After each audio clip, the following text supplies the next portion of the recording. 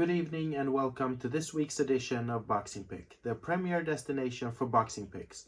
My name is Hisham, and together with my partner, Stephen Breadman Edwards, we will be previewing and breaking down the upcoming doubleheader on ESPN with Jared Anderson versus Ryad Merhy in the main event. And in the co-main event, we have Efe Ajagba facing off against tough Italian Guido Vianello.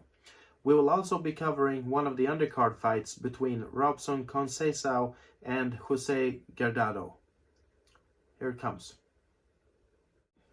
And before we get started, if this is your first time visiting our channel, I would like to welcome you and thank you for being here.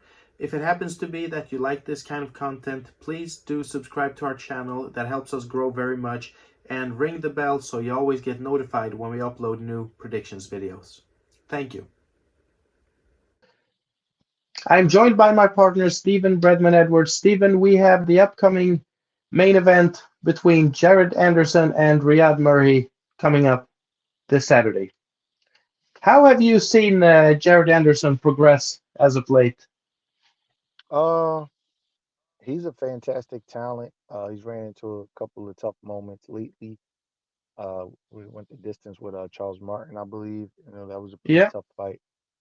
But he's had some outside of the ring issues. But I think he's a really talented fighter. He fights a little like a smaller fighter, which is an advantage because the heavyweights can't keep up with his body rhythm and his activity. Not so much just the punches that he's throwing, but like his movements are like a smaller fighter. He's in, he's out, he's switching, he's changing levels. He's doing a lot in there. He definitely doesn't fight a lazy fight. I've been around heavyweights and a lot of them, they don't really have good cardio. They're kind of like lazy. So I think that that's his Mm-hmm. gift. Whereas, you know, we've seen like smaller, even though he's what is he, 6'4", 240, we've seen smaller guys give the bigger heavyweights a lot of problems if they can take their Mm-hmm. punches. Like Usyk right now, Yeah. he drives these guys crazy because he can take their punches and they can't keep up with his rhythm. We've seen guys like Holyfield come up and give him a lot of problems. We've seen Michael Spinks win the heavyweight title. We've seen even Roy Jones win the heavyweight title, and James Toney have some success at heavyweight. And I think one of the reasons is because these guys can't keep up with their body rhythm. They can't keep up with, them just the reflexes that you need to have to fight a smaller man. And when I saw um, Jared Anderson, I was kind of surprised that he was 6'4", 245, because when you see him fight, you're like, man, he fights like a smaller fighter. And I don't mean that as a Yeah, he's very criticism athletic. Very or athletic. a critique. I mean it as a compliment. They just can't keep up with him, So that's his gift So he's right now. 16 and 0. He's 16 and 0 with 15 knockouts, I believe. Something like that. 16 and 0 with 15 knockouts. What do you think I, about his power? Does he have like serious big time power, or is it just the level of competition that he's been in with? we got to see. It doesn't seem like he has huge power, but he's getting guys out of there.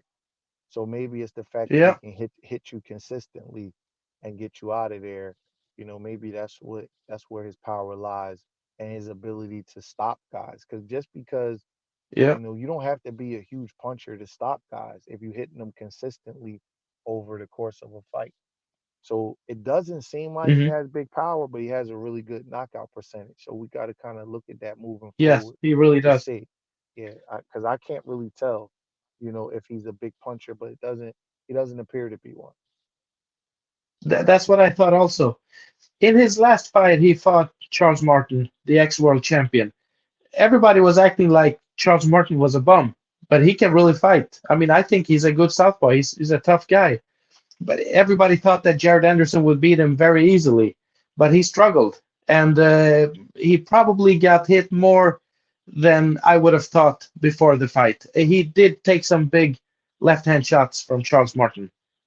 I think that it was good matchmaking, but Jared just didn't do what they thought he was going to do. I think Charles Martin is a good southpaw. He's a good fighter. He's been Yeah. around, but what happens with that kind of matchmaking is there's a comparative, and Luis Ortiz and Anthony Joshua both stopped Charles Martin. So then Jared Yeah, Anderson, you get the fight because then you're gonna have a comparative measure to see if you can do better than those guys did. And I yeah, think that that's where the criticism is coming from because he didn't do as well as Anthony Joshua and Ortiz, and he fought them after they did. So it's looked at as Charles Martin is not in the same place he was when he fought Anthony Joshua and Luis Ortiz. So I think that that's where, sometimes there's a lot of pressure on the guy where other big name fighters knock knock a guy out, and then you got to come in and people are going to hold up your performance next to their performance. So I think that that's what happened with yeah. Jared and those performances. When Anthony Joshua fought Charles Martin, he stopped him in 2 rounds. And after that, people was like, Charles Martin is a joke. But that's just not true. He got caught with a big shot and never recovered, right? And Anthony Joshua he's a big puncher.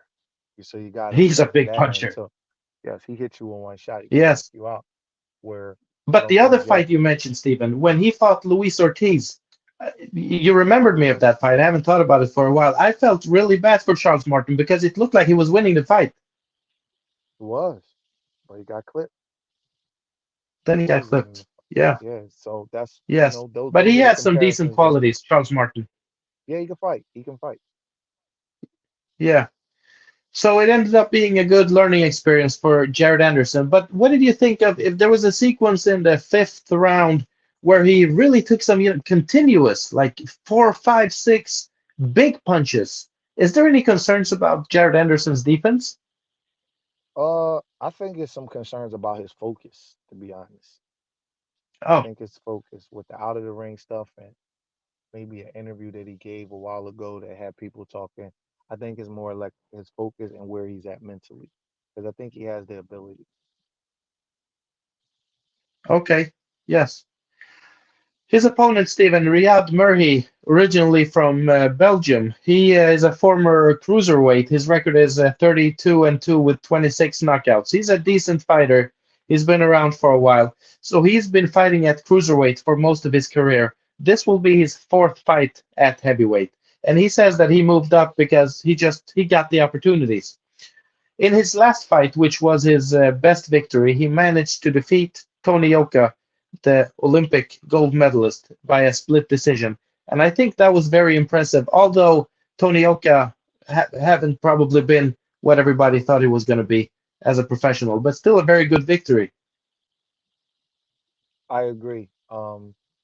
Tony Yoka is a talented guy, but that's an example of a fighter that didn't develop. Um, and he has confidence issues.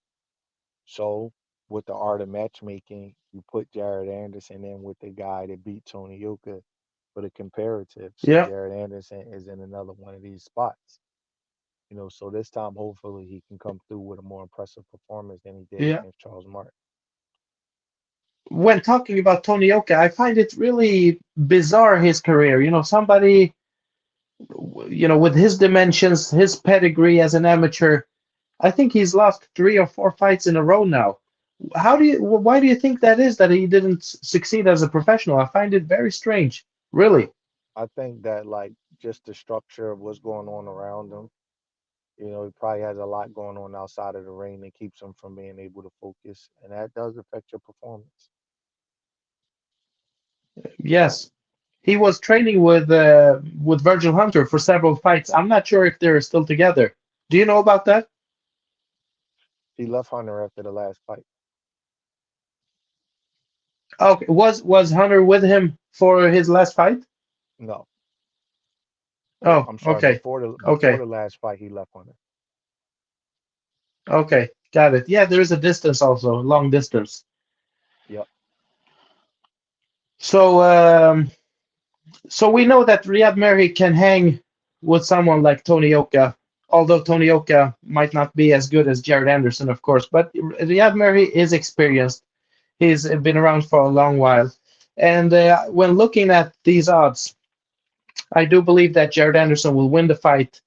But I think that there is a chance that this fight goes some rounds. It might even go the distance.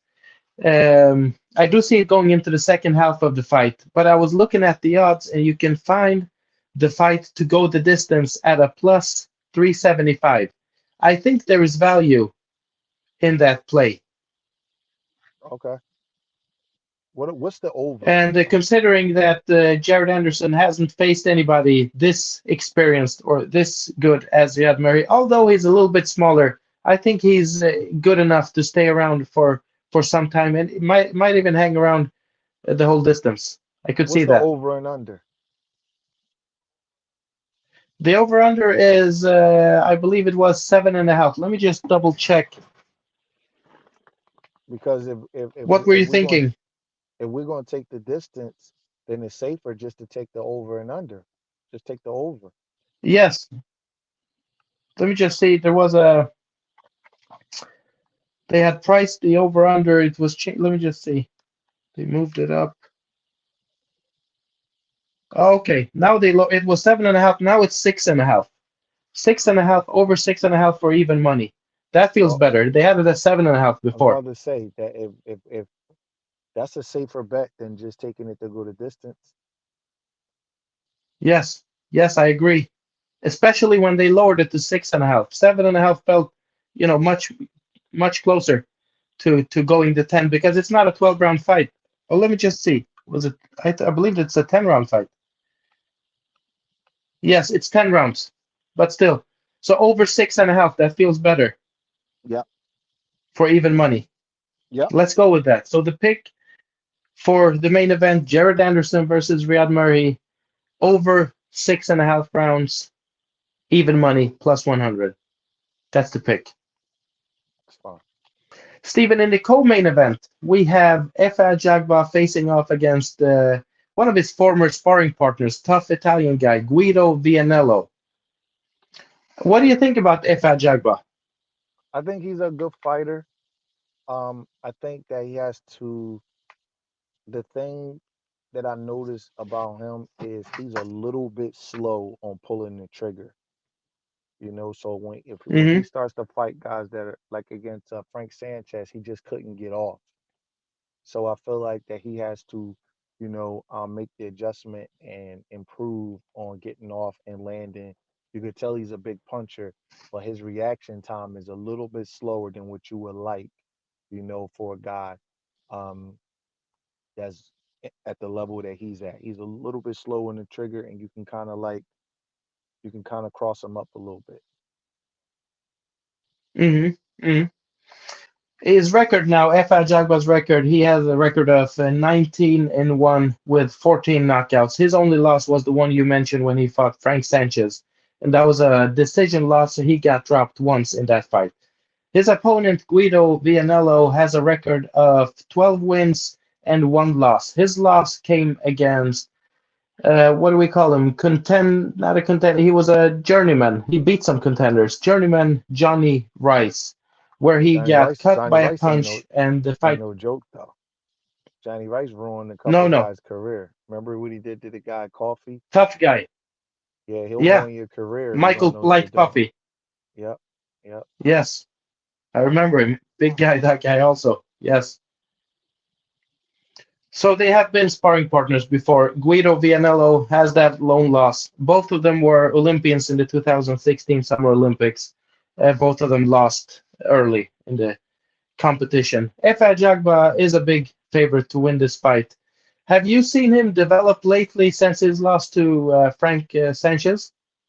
I've seen them, but we gotta see the level of competition. Because Sanchez was the best fighter that he ever fought by far, and I was live at that fight. Sanchez kind of, I don't want to say dominated him, but he beat him really convincingly and clearly.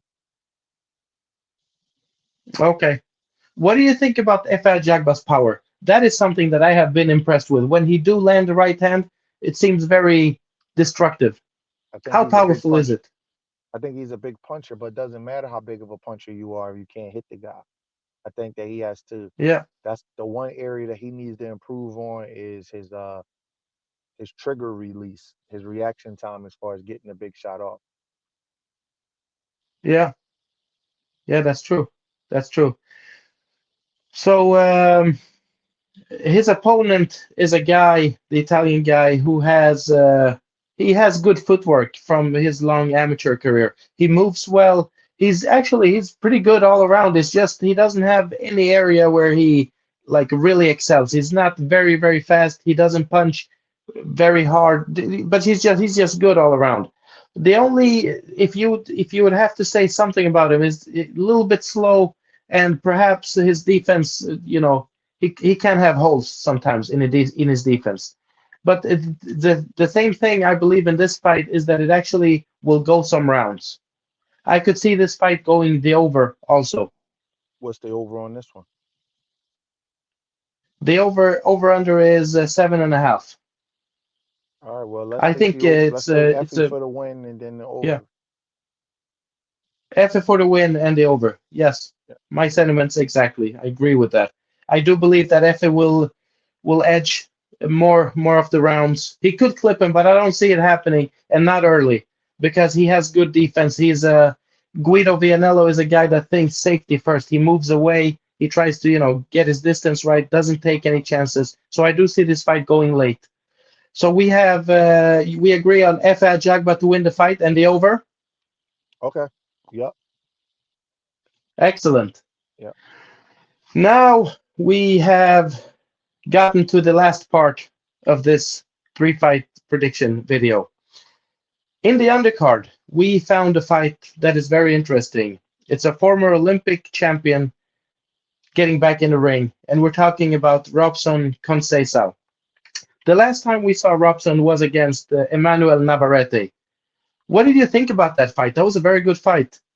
I thought he did excellent that fight. I was very impressed with him that fight because Navarrete is considered one of the better fighters in the world, and he earned the draw. That was a good fight. That was a really good That was a fight. good fight. Some people had Navarrete, some people had Robson. It was a good fight. You can't go wrong with either guy with that one. It was a. I watched. I remember watching the fight, saying to myself that Navarrete is going to need a knockdown or something big to happen, and he wound up he got it. But Yes, it was a very yes. close fight. Yes, so Conceição has a record of 17 wins, 2 losses, and 1 draw. He also lost to Shakur Stevenson, but there's no shame in that. Shakur Stevenson is super talented, one of the very best we have in the Hmm. sport. So Robson has 8 knockouts in his 17 wins. I found this fight to be the the best among these three for the value. I found in it, and that is because they put him back in the ring now to probably shake off some rust and get his confidence back up. And he's fighting a guy that is nowhere near the top level. This guy's name is José Ivan Guardado Ortiz. He has a record of 15 wins, 1 draw, and 1 loss. But he hasn't faced anyone you would consider good at all. Out of his 15 wins, he has faced 11 fighters with losing records. Two of his losses have been to guys with 3 or 4 fights. This guy is fighting at a low level, very low level compared to someone of Robson's qualities, an Olympic gold medalist. So I believe that this fight will be a mismatch. And it's not that Robson is the biggest puncher, but he punches hard enough. I saw when he hit Oscar Valdez with some shots. I saw when he hit Navarrete. It's not like he's a pillow fisted fighter. He can punch hard enough. He's just not a big knockout puncher. But if you put him in with somebody that he's levels above, I do believe that he stops guys like that. And this would be a prime example of that. So the value in this fight is that the bookmaker seems to have mispriced this fight, not on who will win the fight. They got that part right. Robson Conceição is a big favorite to win this fight, but they think that he wins by a decision. And I am super confident, my personal opinion, that he will get the stoppage in this fight. You can get Okay. Robson Conceição to win this fight by knockout or TKO at a plus 180. And some sites have it that you can get the fight to not go the distance at exactly the same price, plus 180. And that, of course, you take that because that covers anything else that can happen early, a cut or anything. So if you look at several online sites, you can find that the fight to not go the distance at a plus 180. It's an 8 round fight. If you can't find that, you can still take Robson Conceição to win by a knockout or TKO, also at a plus 180. I think that is tremendous value. Okay, let's go with it. Okay, excellent. So there we have it. 3 fights. Thank you, everyone, for being with us. And please subscribe to our channel. That helps us grow. And see you next time. Thank you, Stephen. See you next time. Thank you. Appreciate you, brother. Goodbye.